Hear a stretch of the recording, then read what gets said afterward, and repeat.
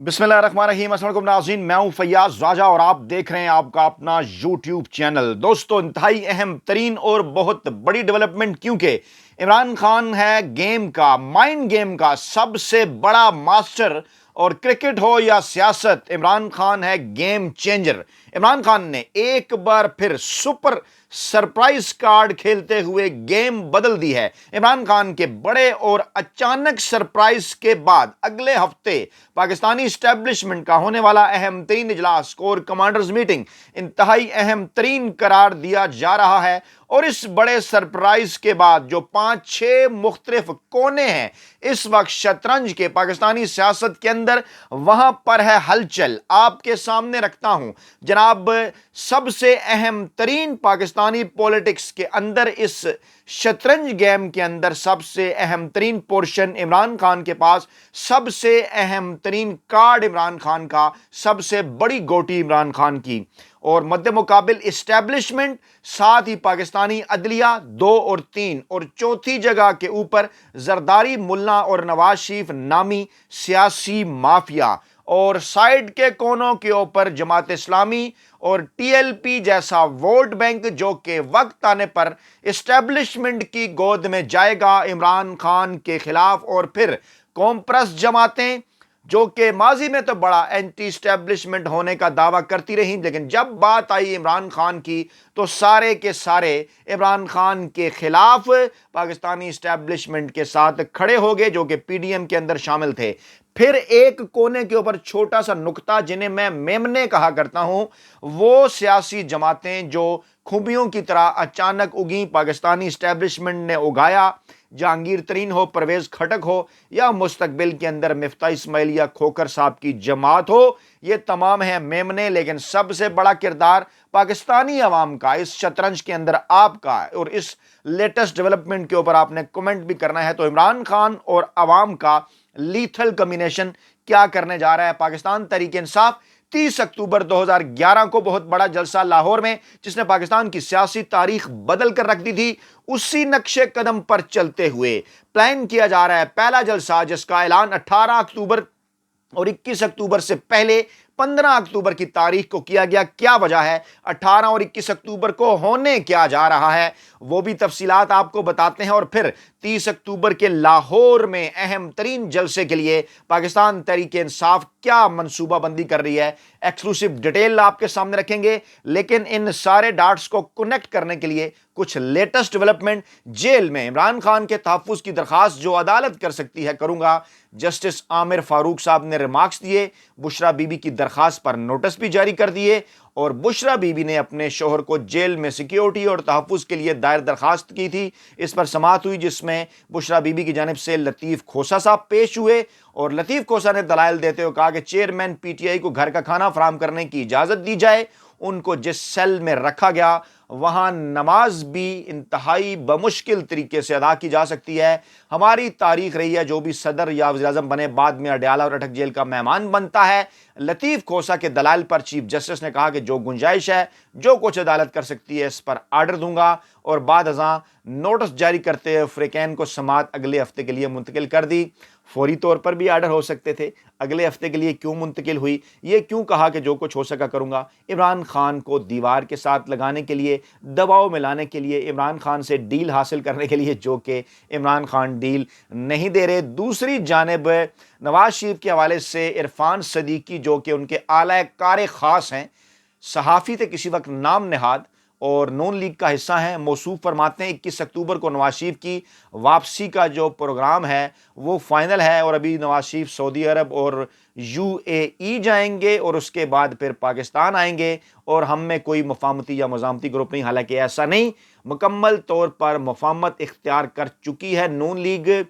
एक भाई गला पकड़ने की कोशिश कभी पकड़ा नहीं है, और दूसरे भाई की पक्की ट्रेनिंग पैर पकड़ने की आगे इसको करते हैं, पीछे नवाज शरीफ साहब शामिल होते हैं। 1982 से लेके आज तक यही तारीख है। इरफान सिद्दीकी साहब हमें क्या कहानियां सुना रहे हैं। अल्हम्दुलिल्लाह ये रिकॉर्ड मेरे बैकग्राउंड में, ये किताब में अखबारात भरे पड़े, इस प्लेटफॉर्म पर मैं बीसियों दर्जनों वीडियो कर चुका। और पाकिस्तानी अवाम को भी तो पता है ना, पाकिस्तानी अवाम कोई नवाज शरीफ या हामिद मीर हैं कि उन्हें इस बात का पता नहीं है कि नवाज शरीफ की सियासी तारीख क्या रही है और किस तरह से हमेशा से वो مفاہمت تو چلے اچھی بات ہے، اچھا ورڈ ہے، لیکن مفاہمت نہیں، بوٹ چاٹ قسم کے سیاستدان، یہ پوری ایک تاریخ ہے۔ تو جناب عمران خان کے حوالے ہی سے توشہ خانہ میں نااہلی معطل کرانے کے لیے عدالت سے رجوع کر لیا گیا ہے چیئرمین تحریک انصاف عمران خان نے کہ نااہلی کا فیصلہ معطل کیا جائے۔ اسلام آباد ہائی کورٹ سے رجوع کیا ہے کہ الیکشن کمیشن نے توشہ خانہ کیس میں سزا کے بعد نااہلی کا نوٹیفیکیشن جاری کیا اور چیئرمین پی ٹی آئی کو انتخابات میں حصہ لینے کے لیے نااہل قرار دیا۔ درخواست میں کہا گیا کہ اب کیونکہ چیئرمین پی ٹی آئی کی نااہلی کا نوٹیفیکیشن توشہ خانہ کیس میں سزا کی بنیاد پر جاری ہوا، اس لیے اس الیکشن کمیشن سے جاری نااہلی کا نوٹیفیکیشن معطل کیا جائے، کیونکہ سزا تو معطل کی جا چکی اسلام آباد ہائی کورٹ کی جانب سے، اور کہا گیا کیونکہ اسلام آباد ہائی کورٹ نے توشہ خانہ کیس میں chairman P T I Imran Khan کی سزا معطل کر کے ان کی رہائی کا حکم دے رکھا ہے۔ یہ انتہائی اہم ترین ڈیولپمنٹ ہے ایک ایسے موقع کے اوپر کہ جب بھاگم بھاگ لوگ جا رہے ہیں پاکستانی اسٹیبلشمنٹ کے کہنے کے اوپر کہ عمران خان کی پارٹی صدارت ختم کی جائے، پاکستان تحریک انصاف سے بلے کا نشان واپس لیا جائے۔ اور پھر کل اعتزاز احسن کا ایک انٹرویو بڑا وائرل ہو رہا تھا جس میں انہوں نے کہا کہ اگر یہ بلے کا نشان نہیں رکھیں گے، عمران خان کو حصہ نہیں لینے دیں گے، تو لوگوں کو ووٹ ڈالنے سے تو نہیں روک سکتے۔ یہ پولنگ باکس کے اندر اگر پاکستان تحریک انصاف کے ووٹر نے جا کر پاکستان تحریک انصاف کا اگر کینڈیڈیٹ نہ ہوا، بلے کا نشان نہ ہوا، بیلٹ پیپر کے اوپر اگر انہیں دو دو ٹھپے لگا دیے دو جگہ پر، تو وہ تمام کے تمام ووٹ ریجیکٹ ہو جائیں گے، اور اگر ریجیکٹ ووٹوں کی تعداد ڈالے کے ووٹوں سے زیادہ ہو جائے تو پھر کیا ہوتا ہے، الیکشن نل اینڈ وائڈ۔ تو پاکستان تحریک انصاف کے پاس بقول ان کے کافی آپشن موجود ہے۔ اس کے اوپر ڈیبیٹ بہرحال ابھی چل رہی ہے کہ اس کا فائدہ کیا ہوگا۔ اس کے اوپر آپ نے بھی کمنٹ کرنا ہے کہ کیا ایسے حالات کے اندر کہ اگر عمران خان کو یا پاکستان تحریک انصاف کو الیکشن لڑنے کی اجازت نہیں دی جاتی تو کیا یہ آپشن اختیار کیا جا سکتا ہے؟ آئینی اور قانونی ماہرین بھی اس کے اوپر رائے دے سکتے ہیں۔ پھر جناب سائفر کیس کا معاملہ، جج ابو الحسنات صاحب بڑے ایموشنل اپیلز کے ساتھ آ رہے ہیں۔ موصوف کہتے ہیں اللہ نے سائفر کیس کا فیصلہ اگر کرانا ہے تو ابو الحسنات ہی فیصلہ کرے گا۔ اسپیشل کورٹ کے یہ جج ہیں۔ چیئرمین پی ٹی آئی کے وکیل نے بیٹوں کی ٹیلی فونک ملاقات کے لیے بات چیت کے لیے درخواست جمع کرانے جب وہ سیکریٹریٹ عدالت کے جج ابو الحسنات سیکرٹ جو ہے وہ یہ جو عدالت کے جج ابو الحسنات ذوالقرنین کی عدالت میں پہنچے تو ان کا شیراز رانجھا کے ساتھ ایک مکالمہ ہوا، اور پی ٹی آئی کے وکیل نے یہ کہا کہ چیئرمین پی ٹی آئی کو بتائے بغیر اٹک سے اڈیالہ جیل منتقل کیا گیا، اور اٹک سے اڈیالہ جیل منتقل نہیں کیا جانا چاہیے تھا۔ اور پھر جج ابو الحسنات نے ریمارکس دیے کہ اڈیالہ جیل کے حالات سازگار نہیں، یہاں اٹک جیل سے ماحول بہت مختلف ہے۔ خود یہ جج صاحب مان رہے ہیں اڈیالہ جیل میں 2200 ملزمان کی گنجائش ہے، لیکن 7000 قیدی ہیں، اور درجن مرغیوں کے ڈربے میں 32 مرغیاں ہوں گی، تو کیا حالات ہوں گے؟ یہ وہ کہہ رہے ہیں، یہ کوئی پاکستان تحریک انصاف نے نہیں کہا۔ اور پھر انہوں نے کہا کہ جناب اٹک جیل میں چیئرمین پی ٹی آئی سے آمنے سامنے بات ہوتی تھی، اڈیالہ جیل میں حالات مختلف ہیں، یہاں بہت رش ہے، اٹک جیل میں سکون تھا۔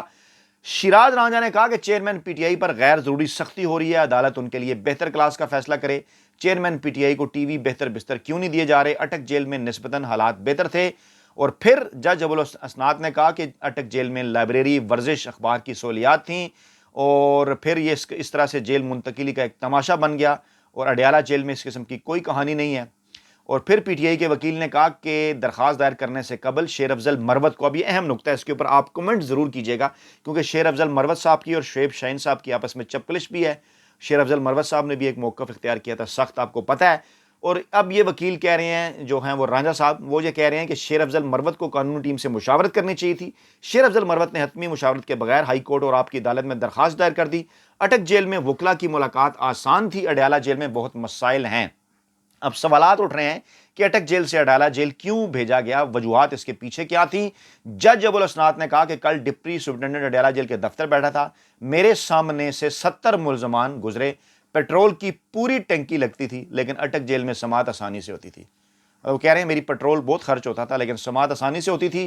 اور نوٹ کر لیں سب ان کا کہنا تھا کہ نوٹ کر لو سب، شکر ہے آپ اڈیالہ جیل منتقلی کے حوالے سے غلطی مانے تو صحیح، اور اللہ نے سائفر کیس کا فیصلہ ابو الحسنات کے ہاتھوں سے کرانا ہے تو ابو الحسنات ہی کیس کا فیصلہ کرے گا۔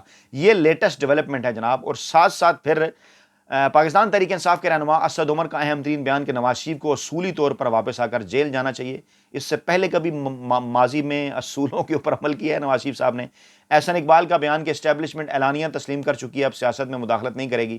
تو کیا ہو، یعنی جب آپ کے حق میں مداخلت ہو، 80-90 کی دہائی کے اندر، 2013 کے اندر تو وہ بالکل ٹھیک ہے، لیکن اسٹیبلشمنٹ جب غیر جانبدار ہو جائے، آپ کے حق میں مداخلت نہ ہو، تو آپ الزام تراشی کرتے ہیں کسی اور کے حق میں مداخلت کر رہی ہے، یہی تو معاملہ ہے سارا۔ پھر علیمہ خان صاحبہ کا بیان تھا عارف علوی صاحب کے متعلق، ان کا رد عمل بھی آیا، یہ بھی اہم معاملہ ہے۔ اور صدر عارف علوی سے متعلق انہوں نے کہا تھا کہ عمران خان مایوس ہیں، اس پر رد عمل انہوں نے دیا، ایک ٹی وی پروگرام میں یہ کہا گیا کہ یہ ان کا موقف ہے۔ انہوں نے کہا کہ صدر عارف علوی یہ چاہتے ہیں کہ الیکشن وقت پر ہوں تاکہ تمام سیاسی جماعتوں کو الیکشن میں حصہ لینے کا موقع ملے، اور 6 ستمبر کو خط لکھا تھا اور آئین کے آرٹیکل 48 کی شق 5 کا حوالہ دیا تھا کہ 90 دنوں کے اندر الیکشن کرائیں اور 6 نومبر کو الیکشن ہونے چاہیے۔ لیکن اصل میں وہ ایک تجویز تھی جو لوگ کہہ رہے ہیں، جس طرح سے اپنے اختیارات کا استعمال کرنا چاہیے تھا، عارف علوی صاحب اس طرح سے اپنے اختیارات کا استعمال نہیں کر سکے۔ اور علیمہ خان صاحبہ کا یہ کہنا تھا کہ پارٹی چیئرمین صدر پاکستان ڈاکٹر عارف علوی سے مایوس ہیں، کیونکہ وہ اس طرح سے اپنا آئینی کردار جو ہے وہ نہیں نبھا سکے۔ 90 دن میں الیکشن کروانے چاہیے تھے، لیکن انہوں نے اپنا اختیاری اس طرح سے استعمال جو ہے وہ نہیں کیا۔ پھر دوسری جانب ابھی تک عثمان ڈار کا جو انٹرویو تھا، جو ان کے انٹرویو کا ایک فلاپ ڈرامہ تھا، اس کے اوپر ابھی تک گفتگو چل رہی ہے، رد عمل آ رہا ہے۔ وہ ڈرامہ مکمل طور پر فلاپ ثابت ہو گیا ہے، سوشل میڈیا نے اس کا پورا آپریشن کر دیا ہے۔ ہم نے بھی اپنی گزشتہ ویڈیو میں تمام تر تفصیلات آپ کے سامنے رکھی تھی کہ آخرکار اس کے پیچھے تھا کون، کنیکشن کہاں پر جا کے ملتے ہیں، اور کس طرح سے اوور ایکٹنگ کا مظاہرہ اس انٹرویو کے اندر کیا گیا۔ دوسری جانب کچھ جو ہے وہ چیئرمین پی ٹی آئی کے بیٹوں سے جو ٹیلی فونک گفتگو کرنے کے حوالے سے جو درخواست تھی، اس پر رپورٹ بھی مانگی گئی ہے۔ یہ بھی ایک بڑی ڈیولپمنٹ ہے کہ کیا یہ ممکن ہو سکتا ہے یا نہیں۔ اور پھر دوسرا معاملہ تو آلریڈی آپ کے سامنے کہ اسلام آباد ہائی کورٹ میں ایک اور درخواست بھی دائر کر دی گئی ہے کہ نااہلی کا فیصلہ جو ہے وہ معطل کیا جائے۔ یہ میں نے دوبارہ سے ریپیٹ اس لیے کیا کیونکہ ملک کے اندر اب بن رہا ہے الیکشن کا ماحول، اور بڑا سرپرائز آیا ہے پاکستان تحریک انصاف کی جانب سے۔ آج عمران خان کی سالگرہ ہے، آپ سب کو بہت بہت مبارک۔ عمران خان ہو گئے ہیں جناب 71 برسوں کے، اور زمان پارک میں قرآن خوانی کا اہتمام کیا گیا، وہاں سینکڑوں پولیس اہلکار پہنچ گئے، درجنوں پولیس کی گاڑیاں پہنچ گئیں، رکوانے کی کوشش کی، کچھ ایسا تاثر انہوں نے دیا کہ خدا نخواستہ پتہ نہیں کیا ہو رہا ہے۔ تو آپ بھی ذرا ہماری رہنمائی فرما دیں کہ کیا فاتح خوانی سے بھی روکا جا سکتا ہے؟ اور جناب ان کے لیے دعا ہو رہی تھی ماں عمران خان کے لیے، ان کی صحت کے لیے، ان کی صحت یابی کے لیے، ان کی رہائی کے لیے، تو کیا یہ بھی کوئی آئین اور قانون کہتا ہے؟ آپ ہماری رہنمائی کریں کہ اس سے بھی روکا جا سکتا ہے۔ خوف کا ذرا آپ اندازہ لگائیں کہ کتنا خوف ہے۔ دوسری جانب جو عدلیہ کے ہیں معاملات، اس میں آج کچھ کیسز میں جسٹس سردار طارق صاحب کے ریمارکس سامنے آ رہے ہیں، اور بڑے ہی مزاحیہ انداز میں کچھ لوگ پریزنٹ بھی کر رہے ہیں۔ آپ جان سکتے ہیں کہ سردار طارق صاحب قاضی فائز عیسیٰ صاحب کے ہم خیال جج اور بندیال صاحب کے حوالے سے کدھر کھڑے تھے، اور عمران خان صاحب کے الیکشن ٹائم پر کرانے کے حوالے سے وہ کہاں کھڑے ہوئے تھے، تو لوگوں کو پتہ ہے کون سے ریمارکس کیسے اور کیوں اور کہاں سے آ رہے ہیں۔ معاملہ یہ ہے جناب کہ جسٹس قاضی فائز عیسیٰ صاحب، آپ کے پاس یہ بھی اب سوال ہے کہ پریکٹس پروسیجر ایکٹ کے بعد کیا ہوگا؟ چیزیں ٹائٹ ہو رہی ہیں، قاضی صاحب کے قریبی ذرائع یہ بتا رہے ہیں کہ وہ بھی ٹائٹ ہو رہے ہیں، مطلب ان ٹائٹ ہونے سے یہ مراد یہ ہے کہ ان کے اوپر بھی دباؤ بڑھ رہا ہے۔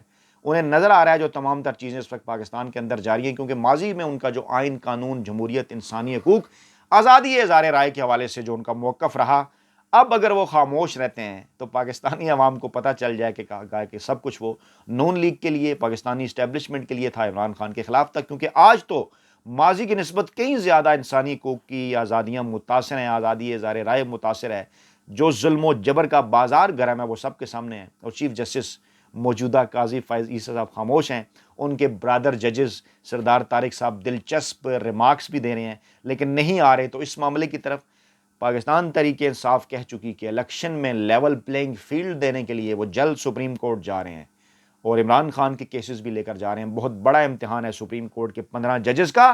اور جو بڑی ڈیولپمنٹ ہوئی، 15 اکتوبر کو پاکستان تحریک انصاف نے لاہور میں جلسے کا اعلان کیا، لبرٹی چوک کے اندر، اور انتظامیہ سے رابطہ کیا کہ ہمیں اجازت دی جائے، اور اطلاعات آ رہی ہیں کہ ممکنہ طور پر یہ اجازت نہیں دی جائے گی، لیکن اس کا بھی پاکستان تحریک انصاف کو فائدہ ہوگا۔ لوگ پوچھ رہے ہیں خطاب کون کرے گا، لیکن یہ عمران خان کا بڑا سرپرائز ہے۔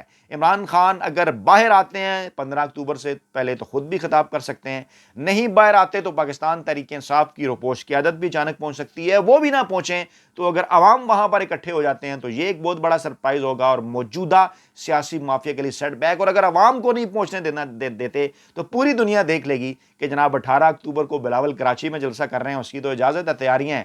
21 اکتوبر کو نواز شریف نے لاہور میں جلسہ کرنے کا اعلان کیا ہے، اس کی تو سب تیاریاں ہیں، انہیں تو اجازتیں دی جا رہی ہیں۔ مولانا فضل الرحمان ہو، جماعت اسلامی ہو، دیگر سیاسی جماعتیں اپنی کمپین شروع کر چکی ہیں، اور جب پاکستان تحریک انصاف اور عمران خان اس بات کا اعلان کرتے ہیں کہ ہم 15 اکتوبر کو لاہور لبرٹی چوک میں جلسہ کریں گے، تو کس طرح سے یہ رد عمل دیتے ہیں، کس طرح سے یہ ان کے رنگ اڑ جاتے ہیں۔ اگر تو اجازت دیں گے تو بھی پھنسیں گے، اور اگر اجازت نہیں دیں گے تو اس سے زیادہ پھنسیں گے۔ سپر کارڈ ہے یہ عمران خان کا، اور اب اگلے ہفتے کے اندر 15 اکتوبر سے پہلے، کیونکہ کور کمانڈر کانفرنس ہونی ہے اہم ترین، جس کو اسلام آباد کے باخبر حلقے بڑا ہی اہم قرار دے رہے ہیں پاکستان کے مستقبل کے ماحول کے حوالے سے۔ اپنا بہت خیال رکھیے گا، دعاؤں میں یاد رکھیے گا، اور پھر پی ٹی آئی 30 اکتوبر کے جلسے کے اوپر بھی غور کر رہی ہے، اگلی ویڈیو میں تفصیلات بتائیں گے۔ اللہ نے کے بعد